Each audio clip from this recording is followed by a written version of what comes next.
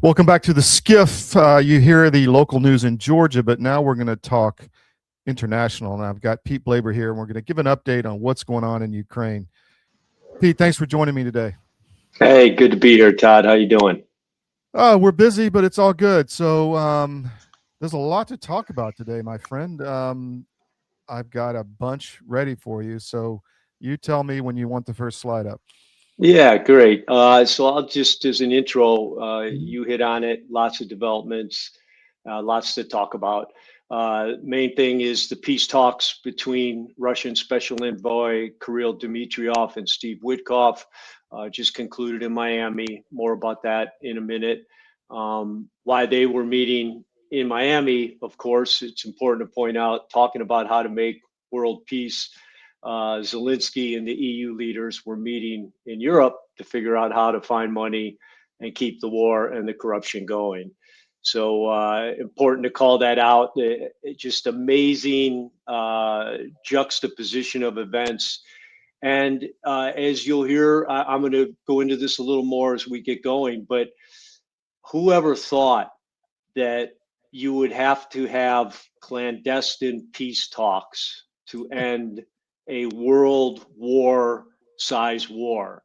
It's crazy, Todd, and again, that's what's happening right now. And I'll show you some of the little reveals of how you can tell that um, the U.S. and Russia and many of these non-primary EU countries have smartened up and they realize, if we're gonna end this war, we've got to do it behind closed doors. We can't broadcast, what our accomplishments are or what we're working on because they'll go right to work trying to sabotage it. Yeah. Uh, so here we are today with the Ukrainian army. They're hanging by a thread. Civil disobedience. You'll see a few videos in Ukraine is at a climax. And what's Zelensky doing? He's not in 24/7 roll up your sleeve meetings with Ukrainian military commanders or his parliament workers or local mayors. He's not uh, he's not running town halls with the people trying to figure out how they're going to heat their homes this winter because there's almost no power left. The grid's almost completely taken out as of last night, as of last night's bombing. So I'm decide hearing to, that, by the way, Pete, from people inside Ukraine, and not just in the city, but that they want to leave because there's no electricity. I mean, that's when you yeah. really get down to it's winter, it's cold, and no electricity in the winter is very difficult. Well, they're leaving right now. Apparently, Mhm. there's a massive outflux of millionaires, and money is being drained out of any of the local accounts that it was in is all Mhm. gone. So people are flying the coop from Ukraine. The intelligentsia, which is usually a sign, a precursor of a country about to fall. So again, the craziness is to decide the fate of Ukraine. Zelensky is with his EU buddies, and living the high life in Europe as a hero in five-star hotels, and just they're rolling up their sleeves in Europe, trying to figure out how to get money. They could not get an agreement thanks to FICO Mhm. and some of the other non-primary EU country leaders. That movement failed. So um, they're doing everything they can to fight to the last Ukrainian, and that is a real statement.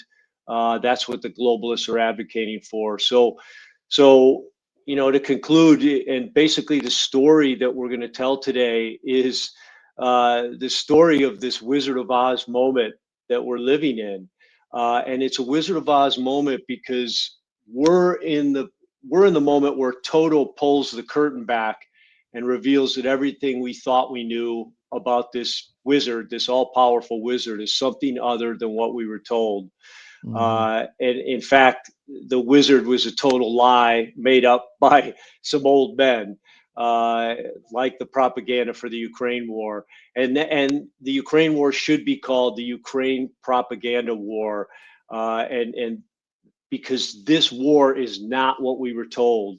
And the fact is, it's not the what we believe about the way it started and why it's still going are complete propaganda lies. So let's tell the story. Let's start with the Wickoff, the Miami peace talks. Again, they just Oh, concluded. wrong one. Sorry. Oh, that's There you okay. go. Yeah, right here. So again, you could see Wickoff after what happened when he met in Moscow. He's got the new. We're not briefing the press. We're not telling our enemies, which is EU and these EU leaders, what we're working on, where we've had breakthroughs, where we haven't, because they'll continue to try to sabotage it. But he called them constructive, productive, and the key statement here, you notice, is not highlighted, but it's the key statement. The last sentence, he stated that the Russian side is fully committed to achieving peace. So that should be the headline everywhere across the world. That's the reality. But the counter reality, unfortunately, because of mainstream media, is stronger, and we'll show that in a minute. So go ahead. The next one is the comments by Kirill Dmitriev, which are, this was kind of surprising. He was the one who came up with the idea back in the Alaska summit for the tunnel between Russia and the peninsula in Russia and Alaska. And so he says right off, getting ready to work with the U.S. in the Arctic. And I love hearing that. That's a very positive thing because, as I'll talk about in the end, economic collaboration is the way you get diplomatic, military, and civilian cooperation. You start linking the country economically, and it's a great kickoff to that. But that was Dmitriev's comments. He's flying back to Moscow right now to brief Putin. So go ahead, next one up. Yeah, here he is. And he's saying on his way out, the deep state is trying to provide a third world war by fomenting anti-Russian paranoia. And we're going to get to Tulsi Gabbard's statement, but again, this is what I was talking about, the Wizard of Oz moment. Empirical facts are colliding with their propaganda. It's neutralizing the propaganda as we speak. And what's happened is it's not just shows like ours, and I'd like to say that we've probably been in the lead on it, but it's these small Eastern European countries. It's the Russians themselves. And as you're going to see in a minute, it's the citizens of these countries starting to speak up and say the same thing. But it's the facts that are just instantly neutralizing the propaganda. And I'll show you what Tulsi Gabbard said in a second here, which is incredibly important. So this is the counter, so you get this positive. This is what I meant. We're going to go back and forth yin yang here with this story. So you get these positive comments. And again, this is what I mean historically, Todd. It's unimaginable at any point in our lifetime where while one group, the primary group, tries to find peace, the rest of the world huddles together to try to keep a war going, especially a war like this. So this is Rutte, and I have to read a couple of these things because they're so bizarrely anti-reality that you have to hear them to believe them. And he said, this is a crucial moment because we must ensure that Ukraine is never attacked again. They weren't attacked after a ceasefire or peace agreement. Let's hope for the best. Let's hope we achieve this goal. And this means Putin must understand a renewed attack would be catastrophic for him. There are 3 levels to this. And so he goes on. The 3 levels are that he believes have to happen. Number 1, the Ukrainian armed forces, he believes they must be robust. They must be in excellent shape. So he's saying we must arm and refit the Ukrainian armed forces. That's number 1. Second, level is, this is very interesting what he says here and how he says it. Second level is coalition of the willing, led by France and the UK, with participation of Germany and other countries. I believe this is reflective of the fallout. MERS went all in on using the frozen Russian assets. They say Macron turned his, kind of dissed him in the closed meetings. Yeah. And now there's this big chasm, as surprises no one who understands European This history. is the head of NATO that we have an alliance with, who we have Article 5 protection for, saying this crap. Yeah. I mean, it's amazing. Yeah, it's crazy. And he says the coalition will provide everything necessary to assure, in addition to the Ukrainian armed forces, that Putin does not dare to attack again. Which they have nothing to give. They have nothing to send. Yeah, so he's living in this. You have nothing that could legitimately threaten Putin right now, not even at the nuclear level. They don't have anything that could make Putin go, whoa, okay, now they're serious. They've gone through all those, and that's the problem with lying and bluffing all the time. Pretty soon, everyone's like, he's lying and bluffing again, and they don't listen to you. The boy that cried wolf, And then his third thing is, he says is the United States. The American president stated in August that he's ready to participate, and which means nothing. That doesn't say he gave any commitment. And we are now working to combine these three elements: the Ukrainian armed forces, the coalition of the willing, and the U.S. contribution, so that Putin understands very clearly not to do this again. So threatening, just in your face, but with no connection to reality. So let's go to the next one up. Yeah, here we go. So this is a historic moment. Again, can't say enough about how much respect I have for her. Tulsi Gabbard came out, the U.S. National Intelligence Director, and called false the media's claim that Russia is allegedly planning an invasion of Europe. So, Todd, you and I have talked about this on and on. We've said you can go through any press release from Russia in the last 20 years. You can go through written or digital, and you will not find a single reference, a single veiled threat, a single mention of Russia invading any other part of Europe. Not only that, but there was never any actions that Russia did. They didn't, load one of the borders. They don't have secret agents in conducting sabotage in a European capital. Nothing like that. But the final piece was, what does our combined U.S. 15 agencies of national intelligence, NSA, CIA, combined, everything they have, what does it tell us? And she tells us right here. The warmongers of the deep state and their propaganda media are trying to undermine President Trump's efforts to establish peace in Ukraine and, in fact, in Europe.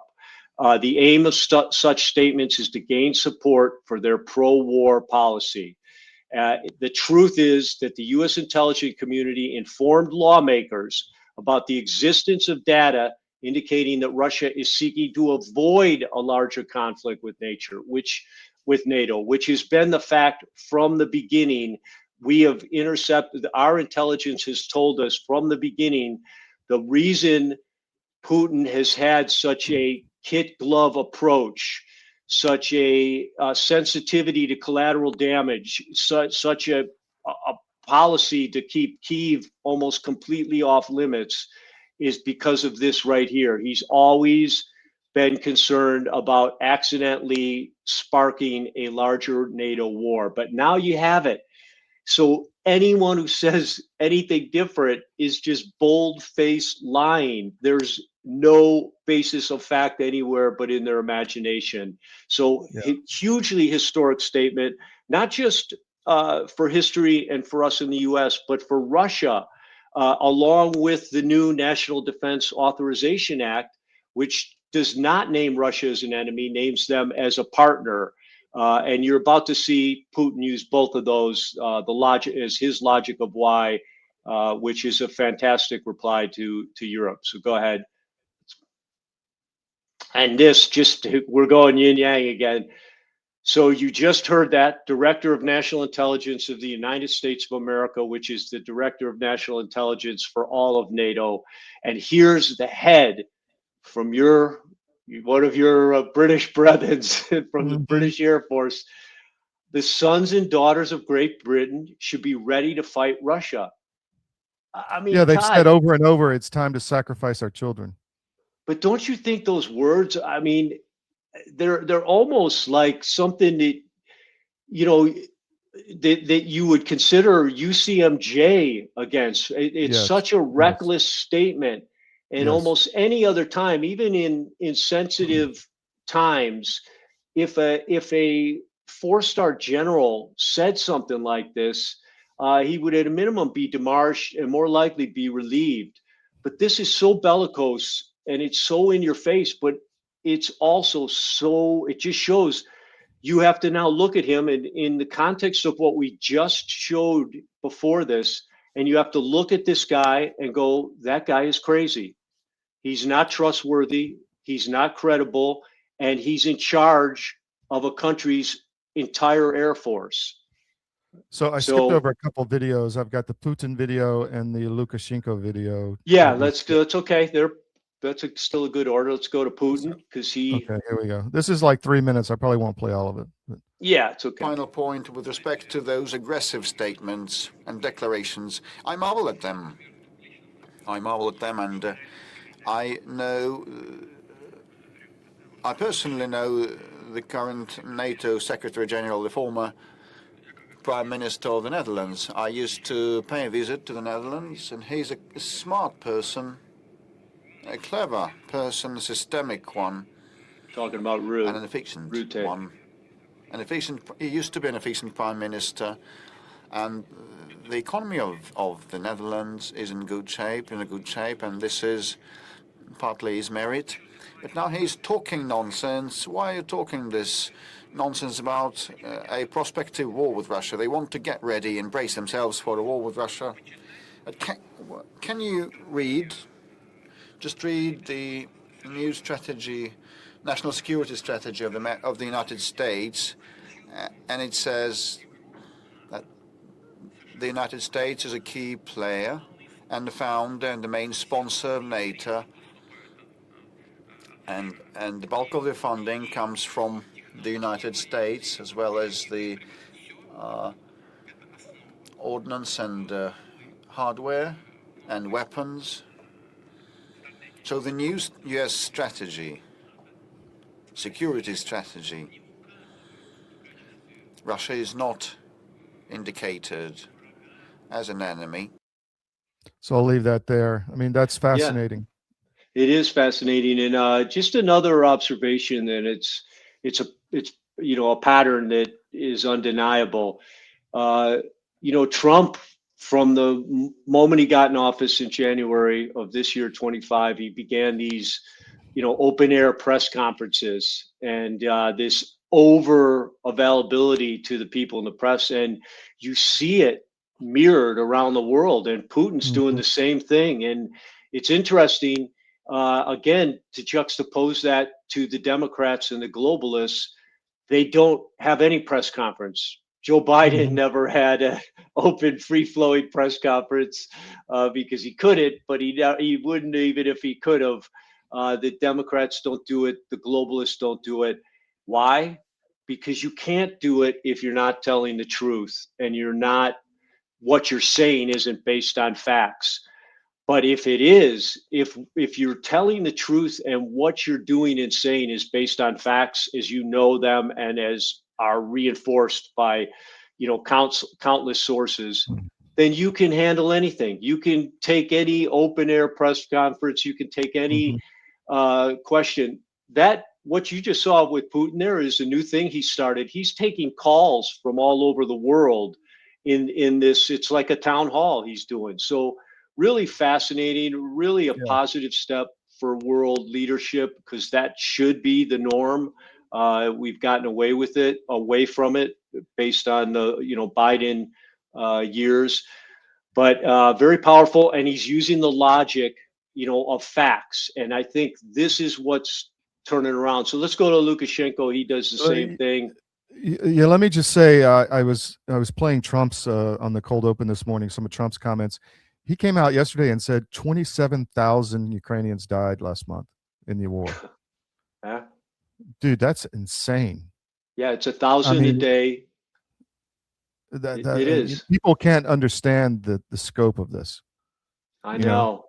Yeah. Well, Anyway. Russia came out. Russia's had very accurate casualty figures, and they came out last week and said they believe the total KIA for Ukraine is 1.5 million.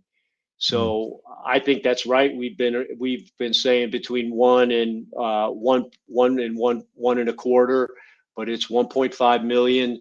I do the research. I spend hours every week watching videos, and it's horrific.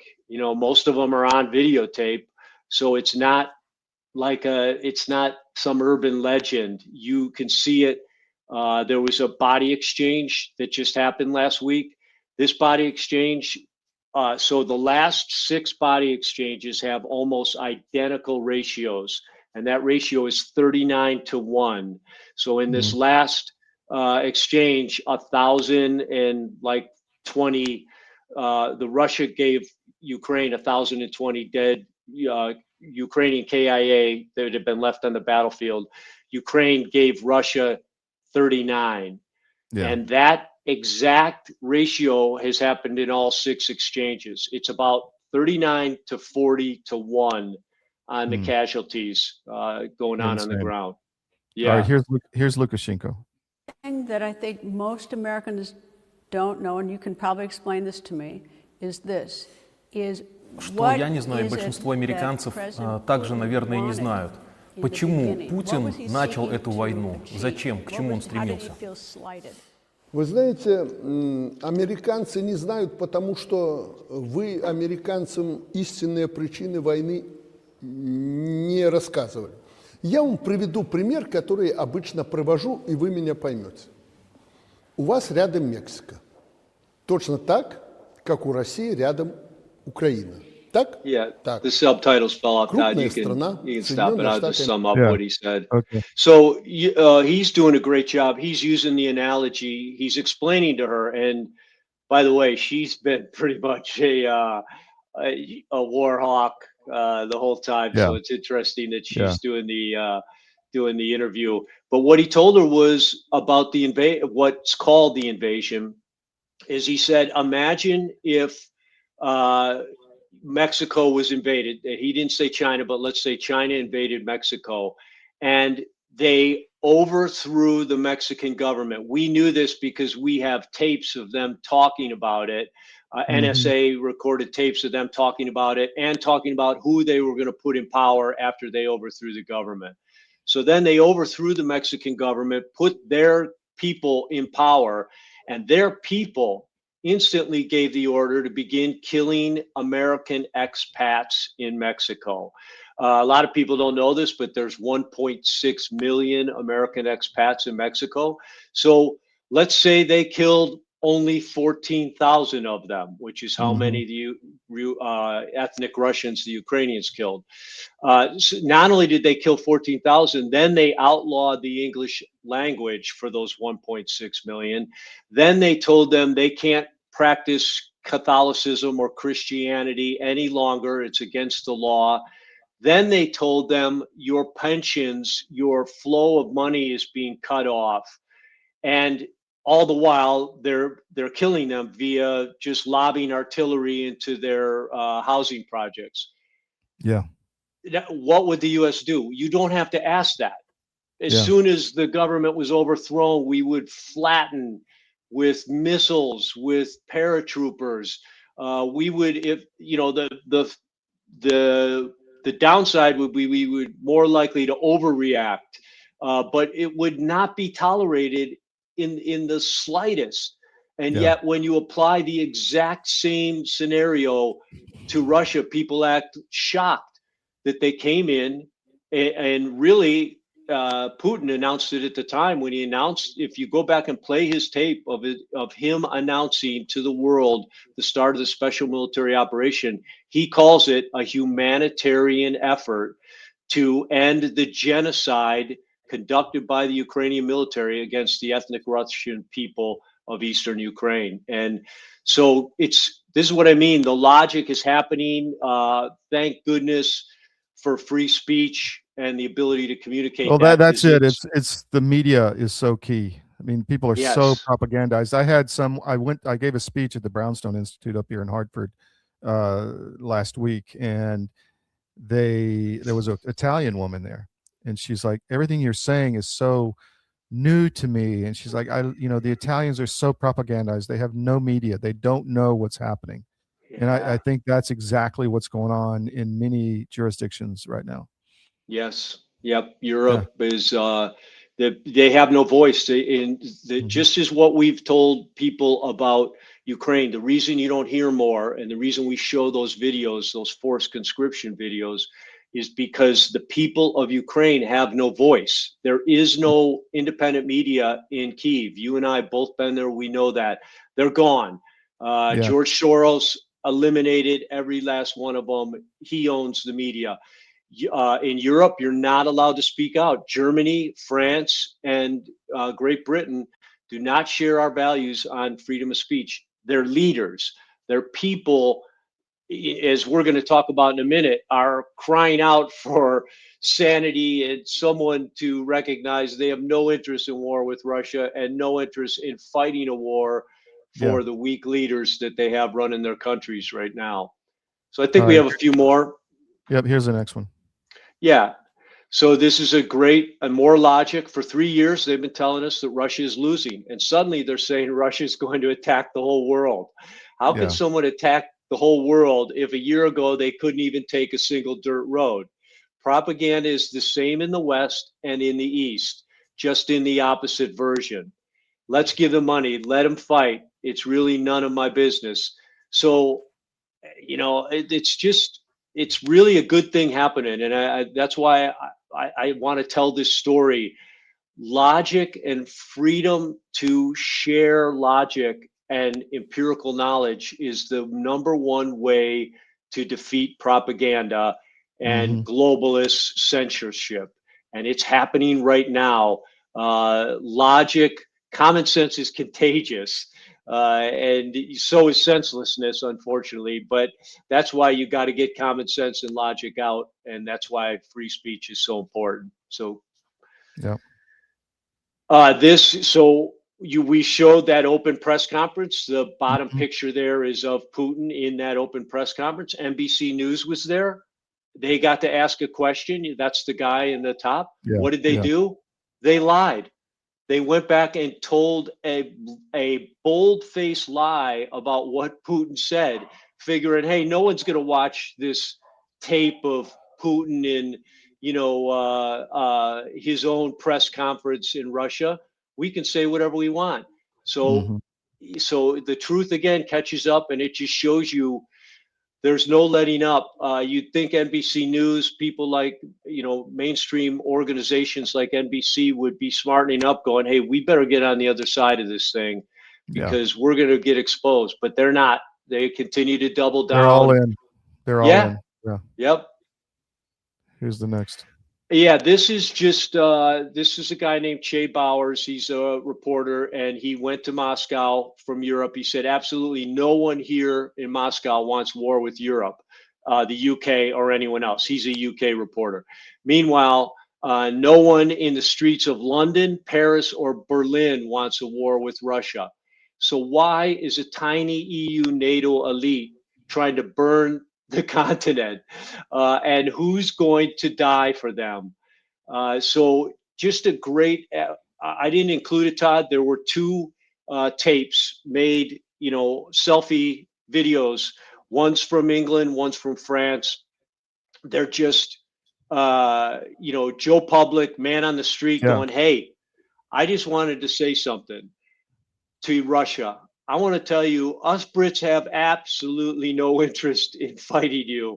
And not only do we have no interest, there's no way any of us will fight for this leader against you. So please recognize that. Please don't think we're going to engage you in a nuclear war. Please don't aim your weapons at us. And to me, it kind of strikes something maybe we could challenge our buddy Elon Musk to over at X. He should reach out right now to Britain, France, Germany, and even to Russia and say, hey, do polls, how many of you actually have any interest or think there's any logical reason to go to war with Russia? But poll them, get the poll results, but also give them a forum to speak, for we the people to speak and say, hey, my country, I'm hostage of this guy Starmer, this guy Macron, this guy Merz. I'm a hostage. I have no voice. I have no interest in going to war with Russia. I think that's the movement that needs to happen now, because this is the world held hostage by elitists, global elitists, and they want to kill you. Yeah. Yep, and we won't let it happen as long as we all embrace the reality of the situation going on around us. I saw Orban said, and I'm paraphrasing, he said, if you know history, Hitler and then Napoleon tried to invade Russia and were unsuccessful. But I'm sure Kaja Kallas of Estonia will be successful, or whatever. Right. No, wise words, man. Wise words. Yeah. And again, I recommend anybody you want to read about combat, crazy combat, read about the World War II on the Eastern Front. And it is unbelievable, but it tells you everything you need to know about Russia from a military history perspective. Never underestimate. Go ahead. I was going to say we have Lindsey Graham. So yeah, I want to put this up because it's great, again, to juxtapose the insanity of this guy against the reality that's going on around us in the world. No, we need to dramatically change the game, including giving Tomahawk missiles to Ukraine to hit the drone and missile factories that exist in Russia. I would go all in if Putin says no. There you go. Yeah, he should be. So everyone in this country should know that is the poster of a madman. That is a nut job, acting like he's talking with some authority or some degree of surety. Who has no children. No children. No, he has no care about what happens after he's gone. Right. He's one of the largest benefactors of the military-industrial complex campaign contributions. I think he's the second largest in the Congress and Senate. So. You know where he's coming from, but his comments, I mean, President Trump should just tell him, dude, it's not even funny anymore. You're not even like an oddity off to the side. It's dangerous what you're saying, and any shred of credibility that guy ever had is just gone, because that tape's from yesterday. He's calling for cruise missiles to not end the war, but to expand it. Craziness. And people don't realize that Tomahawk is nuclear capable. You don't know what's on that missile, so Russia really would have no choice but to respond, and possibly nuclear. So here's one other article you put me. I didn't read all of it, but you sent me that one. So I just want to talk about this a little bit, and let me just call it up so I can see it a little closer. Yeah, so the Russian duo, I think you've heard of them, Vovan and Lexus. They do these fake calls and get people to spill their guts about things, pretending they're someone else. So they pretended they were a Ukrainian guy that worked on national security in 13, 14, 15 for Ukraine, was the key contact of Victoria Nuland, Ambassador Pyatt, and the American State Department, CIA, in 13 and 14 when they overthrew the Ukrainian government. So they called this woman named Amanda Sloat. You've probably heard of her before. she's been called by Politico the architect of Biden's Europe policy. Well, Newland was the architect, but this is Newland's worker bee. Amanda Sloat's like the ops officer for Newland, and so she's involved in all of the memos. You'll see her name, all of the press releases. So she thought she was speaking to Ukrainian presidential aide. This guy I talked about, Igor Zavoka, and the first thing she admitted was that the Biden administration could have prevented the war before it started by just saying Ukraine would not join NATO. But then she said, we chose not to do that. We had a conversation before the war started about what if Ukraine comes out and just says to Russia, fine, we won't go into NATO if that stops the war, if that stops the invasion, which at that point it would have done. But she said, despite that, we felt uncomfortable with the idea of the U.S. pushing Ukraine not to do that. Remember, the U.S. That's like saying the puppeteer controlling the puppet felt bad about making the puppet move to one way or the other. So, because it would implicitly give Russia some sort of sphere of influence or veto power. So this just gives you, an insight into the senseless inability to make sensible choices, but the senselessness of these global elites. They cannot make decisions, and that's how we got into this mess. She then admitted that the U.S. and the EU could have ended the war in the Istanbul peace talks in 22. And she said that everything was fine. Same thing. All they had to do at this point was to say that we will not join NATO and we will not continue to build up the military. She says we had no problem with the military part because we knew we could keep building it and they wouldn't know.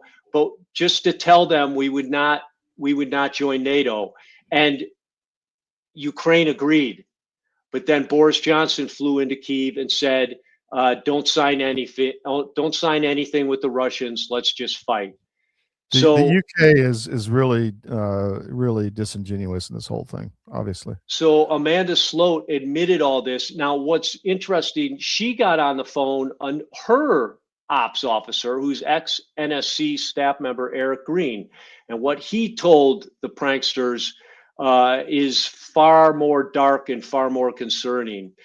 He suggested for these new peace talks that Kyiv should now craft a settlement that contains enough ambiguity in it to allow Ukraine to do what it wants to do, while allowing Russian President Vladimir Putin to believe that he has accomplished something. The goal, he said, would be to construct an end to the war that assumes there will never be one, even though there will be for sure. Wow. So you've got to, yeah. So now, I mean, I believe we can extrapolate that. That's the mentality going on with these globalists right now. And it's not me saying this. Numerous other people have said it, because coming from Europe, that these EU leaders, when they went into that shell during the Moscow talks, when they all huddled up, and some of those leaks came out, MERS saying, hey, Trump's, we got to cut away from Trump. Macron saying the same thing. They're trying to wait out Trump. And, they get this whisper in their ear, which they've gotten from these fools, these global elites who can't make a decision to save their life, much less an international or global policy decision. They've got these leftists whispering in their ear, keep it going. We're going to get rid of Trump. Hang in there. And so what you see is this last ditch effort is, okay, maybe we can't win, but if we can keep things going, draw it out for another year, and that's year what and a half. Putin's worried that he's not going to accept that. He wants a real end to the war, not to. And I think he says deal with the root causes of the war, not just a ceasefire, where they can rearm and go again. Right? Yeah, exactly right. And he also understands his patience with this administration is based on an understanding of what they're going through, a visceral understanding of the U.S. deep state and the level of criminal activity that the Democratic Party has resorted to in cahoots with these globalists and their color revolutions. And the Republicans. And look at Lindsey Graham, great point. So we should just call them globalists in general.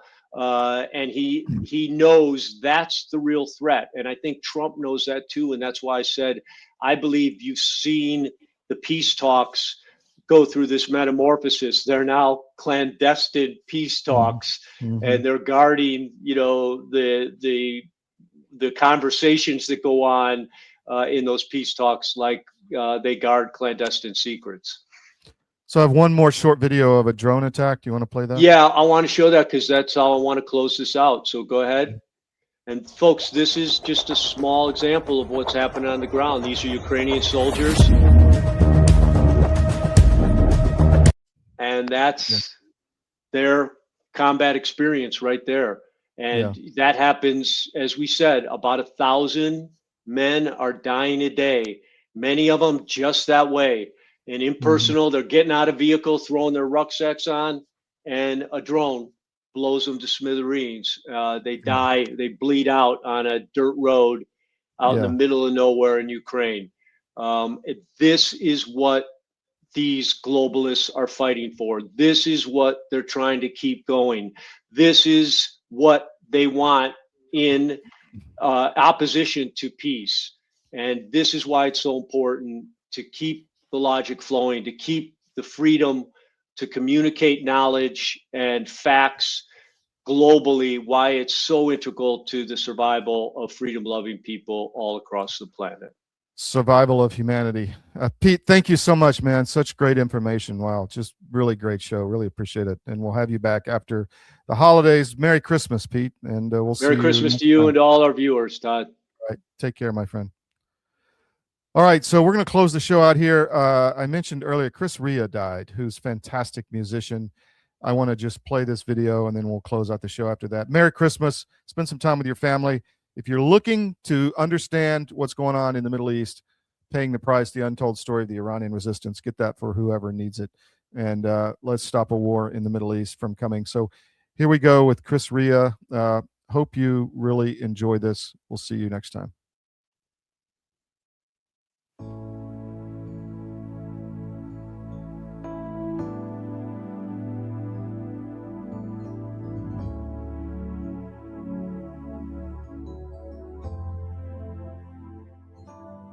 Warm winds blowing, heat and blue sky,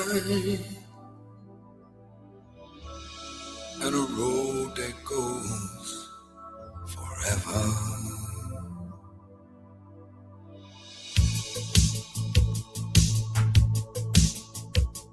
Been thinking about it lately, been watching some TV, been looking all around me and what has come to be.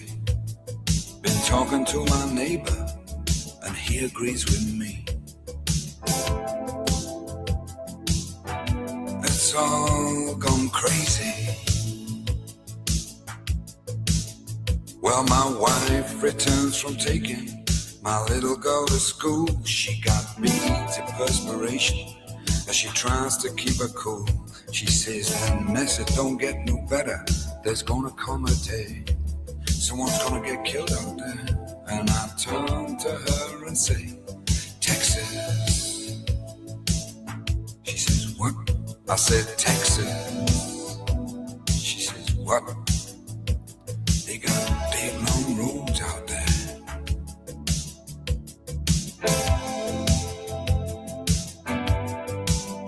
Warm winds blowing, heat and blue sky,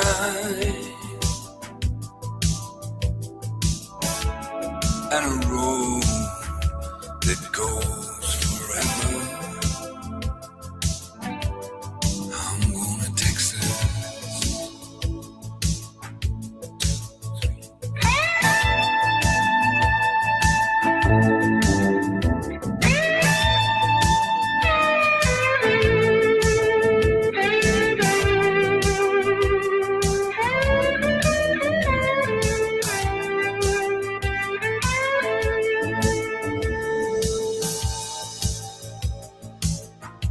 gotta get out of here. We gotta get out of here.